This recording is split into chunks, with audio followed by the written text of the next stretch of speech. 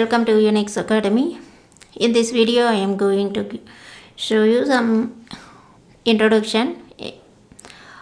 Already in my previous video some introduction I gave. In this video also I am going to giving you some benefits of monitoring and understanding basic Nagios. What are the benefits and other this type of things I am going to show you. First, before going to video, if you are watching my videos for first time, please subscribe my channel for more videos. Then come to the point. Nagios. Understanding the basics of Nagios. Nagios is a tool for system monitoring. It means that Nagios watches computers or devices on your network and ensures that they are working as they should. Nagios constantly checks if other machines are working properly. It also verifies that various services on those machines are working fine. In addition, Nagios accepts other processes or machines reporting their status. For example, a web server can directly report if it is not overloaded to Nagios. The main purpose of the system monitoring is to detect as soon as possible any system that is not working properly, so that users of the system will not report the issue too fast. System monitoring in Nagios is split into two categories of objects, hosts and services. Hosts represent a physical or virtual device on your network. That means servers, routers, workstations, printers and so on. Servers are particular functionalities. For example, a secure cell SSH server, SSHD process on that machine can be defined as a service to be monitored. Each service is associated with a host on which it is running. In addition, machines can be grouped into host groups. You are watching on the screen host group 1, host group 2. Host group 1 contains host 1 and host 2. Host 1 contains one IP address and the same IP address host 2 also is having. Host 1 contains web server, DB server, FTP server, file server. Host 2 SSH server, LDAP server, FTP server. Likewise, host group 2 contains host 3 and host 4. Host 3 and host 4 is contains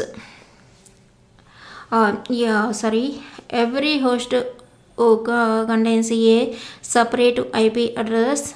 Here I am giving wrong IP address on host 2 10.0.0.2. Actually that is a printing mistake. Then host 3 and host 4 contains the same different IP addresses. Host 3 contains a file server and FTP server, as well as host 4 SSH server and LDAP server. These are the groups of servers. Then a major benefit of Nagios performance checks is that it only uses 4 distinct states: OK, warning, critical and unknown. It is also based on plugins. This means if you want to check something that is not yet possible to do, you just need to write a simple piece of code and that's it. The approach to only offer 3 states allows administrators to ignore monitoring values themselves and just decide on what the warning critical limits are. This is a proven concept and is far more efficient than monitoring graphs and analyzing trends. For example, system administrators tend to ignore things such as gradually declining storage space. People often simply ignore the process until a critical process runs out of disk space. Having a strict limit to watch it much better because you always catch a problem regardless of whether it turns from warning to critical in 15 minutes or in a week. This is exactly what Nagios does. Each check performed by Nagios is turned from numeric values such as the amount of disk space or CPU usage to one of the three possible states. Another benefit is a report stating the X services are up and running, Y are in warning state, and Z are currently critical, which is much more readable than a matrix of values. It saves you the time of analyzing what's working and what's failing. It can also help prioritize what needs to be handled first and which problems can be handled later. Nagios performs all of its checks using plugins. These are external components for which Nagios processes information on what should be checked and what the warning and critical limits are. Plugins are responsible for performing the checks and analyzing results. The output from such a check is the status, working, questionable, or failure, and additional text describing information on the service in detail. In this text is mainly intended for system administrators to be able to read the detailed status of the service. Nagios comes with a set of standard plugins that allow performance checks for almost all services your company might offer. These Nagios plugins, we will see what is Nagios plugins or how it will work in later videos.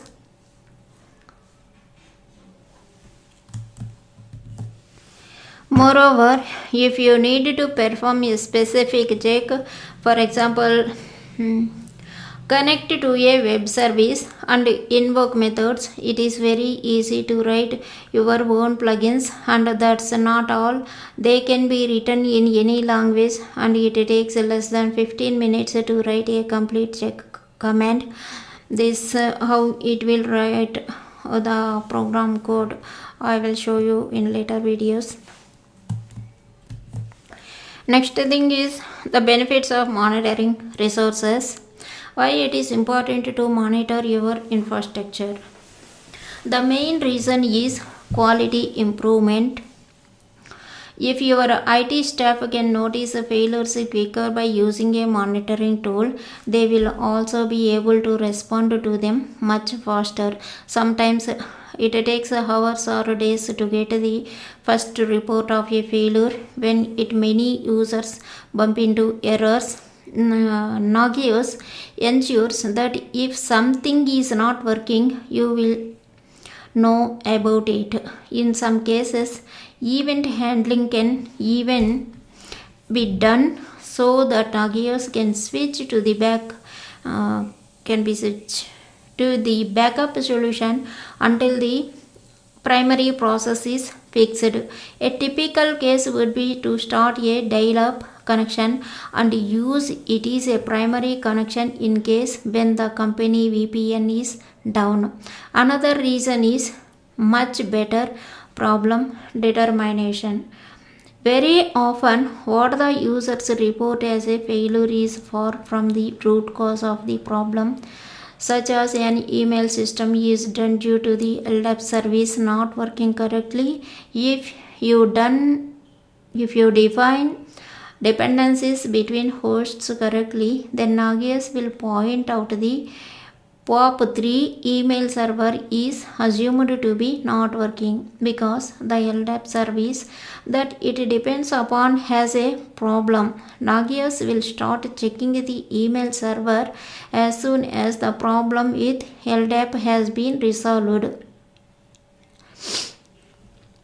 Then Nagios is also very flexible When it comes down to notifying people of what is not functioning correctly, in most cases, your company has a large IT team or a multiple teams. Usually, you want some people to handle servers, others to handle network switches, routers, or modems. There might also be a team responsible for network printers, or a division is made based on geographical locations. You can instruct Nagios on who is responsible for particular missions or groups of missions, so that when something is wrong, the right people will get to know of it. You can also use Nagios web interface to manage who is working on what issue. Monitoring resources not only is useful for finding problems but also saves you from having them. Nagios handles warning and critical situations differently. This means that it's possible to be aware of situations that may become problems really soon. For example, if your disk storage of an email server is running out, it's better to be aware of this situation before it becomes a critical issue. Monitoring can also be set up on multiple missions across various locations. These missions will then communicate all their results to a central Nagios server, so that information on all hosts and services in your system can be accessed from a single mission. This gives you a more accurate picture of your IT infrastructure, as well as allows testing more complex systems such as firewalls. For example, it is vital that a testing environment is accessible from a production environment, but not the other way around. It is also possible to set up a Nagios server outside the company's intranet. For example, over a dedicated DSL, to make sure that traffic from the internet is properly blocked. It can be used to check if only certain services are available. For example, verify that only SSH and hypertext protocol, means HTTP, are accessible from external IP addresses, and that services such as a database are inaccessible to users. Next, we'll see main features. Nagios' main strength is flexibility. It can be configured to monitor your IT infrastructure in the way you want it. It also has a mechanism to react automatically to problems, and it has a powerful notification systems. All of this is based on a clear object definition system, which in turn is based on a few types of objects. One is commands. These are definitions of how Nagios should perform particular types of checks. There are an abstraction layer on top of actual plugins that allow you to group similar type of operations. Time periods. There are date and time spans at which an operation should or should not be performed. For example, Monday to Friday, 9 to 5 p.m. Hosts and host groups. There are devices along with the possibility to group hosts. A single host might be a member of more than one group. Services. There are various functionalities or resources to monitor on a specific host. For example, CPU uses storage space or web server, contact and contractor groups. These are people that should be notified with information on how and when they should be contacted. Contacts can be grouped, and a single contact might be a member of more than one group. Notifications. These define who should be notified of what. For example, all errors for the Linux server's host group should go to the Linux admins contact group during working hours, and to the Gridset team contact group outside a working hours. Notifications are not strictly an object, but a combination of all the preceding objects and are an essential part of Nagios. Then explanations. There are an extension to notifications. They define that after an object is in same state for specific period of time, other people should get notified of certain events. For example, a critical server being down for more than 4 hours should alert IT management so that they track the issue.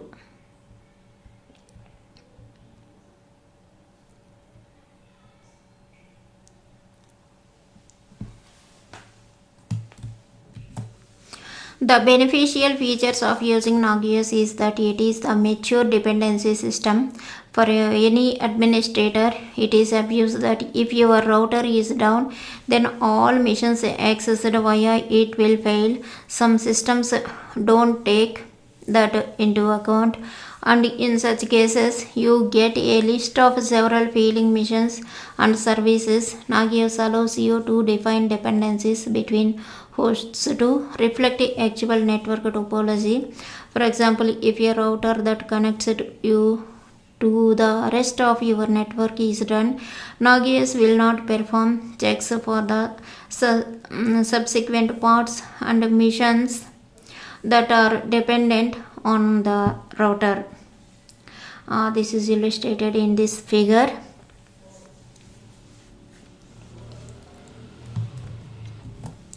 You can also define that a particular service depends on another service, either on the same host or a different host. In case one of the dependent service is down, a check for a service is not even performed.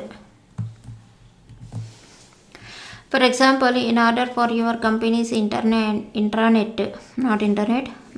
application to function properly, both an underlying web server and a database server must be running properly. So, if a database service is not working properly, Nagios will not perform checks and or not send notifications that your application is not working, because the root cause of the problem is that the database is not working properly. The database server might be on the same host or a different host. If the database is not working properly, if the dependent mission is down or not accessible, all services dependent on the database service will not be checked as well. Nagios offers a consistent system of macro definitions. These are variables that can be put into all objects definitions and depend on the context. They can be put inside commands and depending on the host, service and many other parameters, macro definitions are substituted accordingly. For example, a command definition might use an IP address of the host it is currently checking in all remote tests. It also makes it possible to put information such as the previous and current status of a service in a notification email.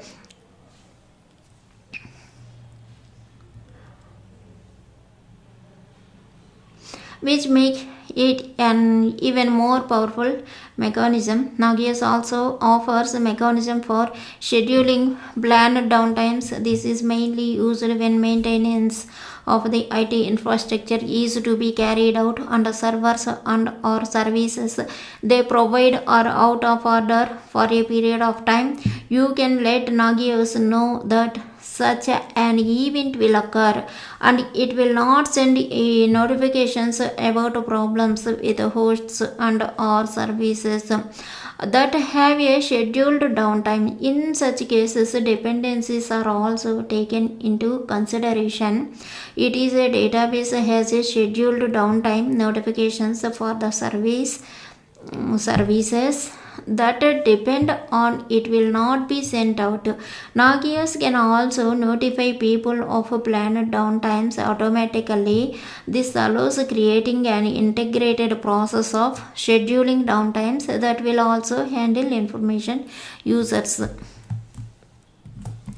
Then, what is soft and hardware states in Nagios? Nagios works by checking if a particular host or service is working correctly and storing its status. Because the status of a service is only one of our possible values, it is crucial that the actual reflects what the current status is in order to avoid detecting random and temporary failures. Nagios uses soft and hard states to describe what the current status is for a host or service. Imagine that an administrator is restarting a web server, and this operation makes connecting to the web pages unavailable for 5 seconds. Since such restarts are usually done at night to lower the number of users affected, this is an acceptable period of time. However, a problem might be the Nagios will try to connect to the server and notice it is actually down. If it would only rely on a single result, Nagios could trigger an alert that a web server is down. It would actually be up and running again in a few seconds, but it could take a couple of minutes for Nagios to find that out. To handle situations where a service is down for a very short time or the test has temporarily failed, soft states were introduced. When a previous status of a check is unknown or is different from the previous one, Nagios will retest the host or service a couple of times to make sure the change is permanent. Nagios assumes that the new result is a soft state. After additional tests have verified that the new state is permanent, it is considered a hard state. Each host and service check defines the number of retries to perform before assuming a change is permanent. This allows more flexibility over how many failures should be treated as an actual problem instead of temporary one. Setting the number of checks to 1 will cause all changes to be treated as hard instant. In this figure is an illustration of soft and hard state changes, assuming that number of checks to be performed is set to 3.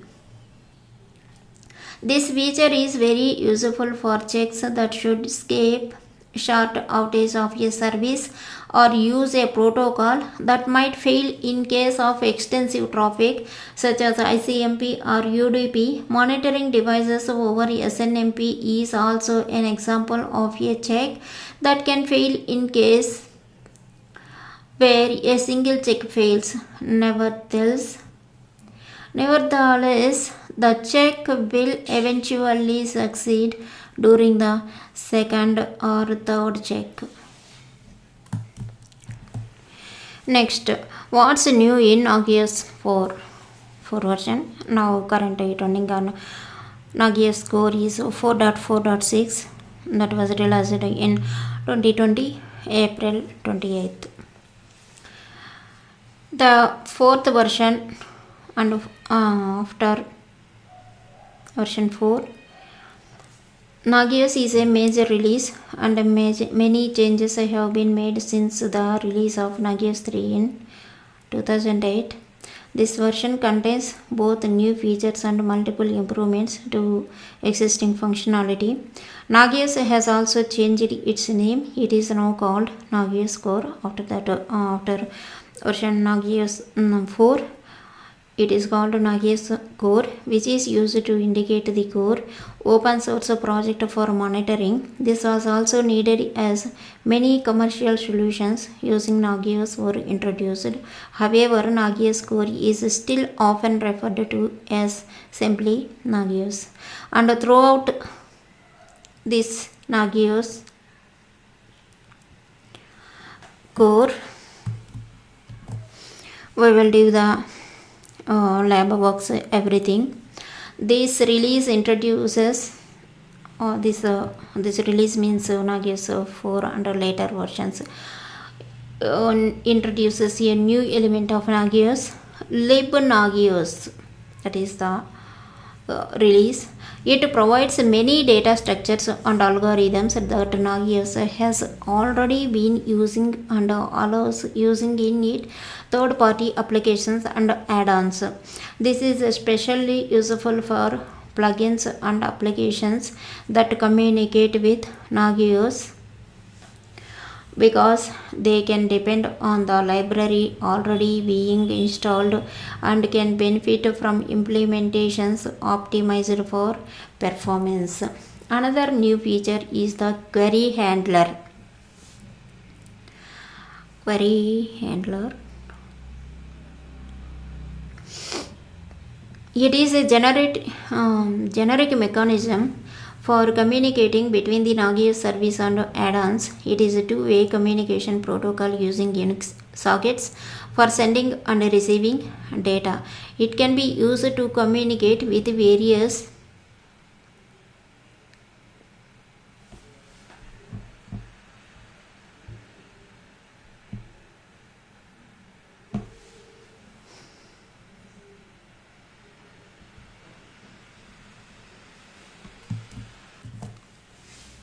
various parts of Nagios and allows easy integration with third-party solutions such as following an application to run checks instead of a plugin. It can be used also for retrieving updates from service or host checks and allows registering an application as the handler for a check or notification. The Nagios Event Radio Dispatcher NERD, the Nagios Event Radio Dispatcher, which works on top of the query handler, also allows subscribing to host and service status changes and updates.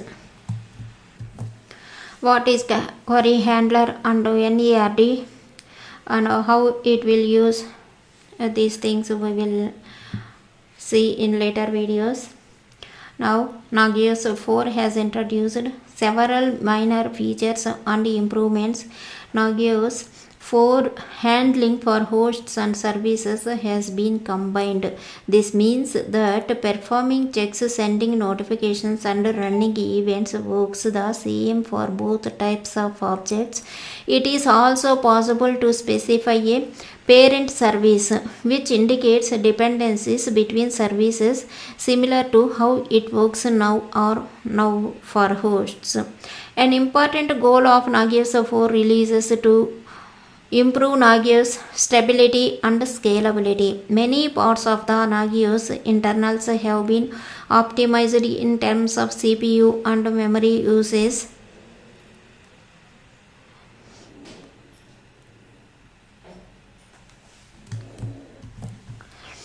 Previous versions of Nagios 3 have worked as a single Nagios process, starting child process to perform checks, notifications, and event handlers. This becomes an issue when running a large number of child processes because of how Unix operating system creates child processes. A process using a lot of memory consumes more resources to start a child process. Nagios 4 uses its main process for scheduling events and multiple workers processes for running the child processes. The workers do not use many resources and are able to span child processes much faster. Multiple components of Nagios were also optimized for performance. The event processing, micro expansion, and configuration parsing are now much faster, which improves startup time for Nagios as well as regular operations. In this video, I told the basics of Nagios and basic types of objects in Nagios. The concept of dependencies that helps in understanding the root cause of complex problems. The most important changes that Nagios 4 brings and how they can be used. That's about this video. Let's meet us next video. Thanks for watching.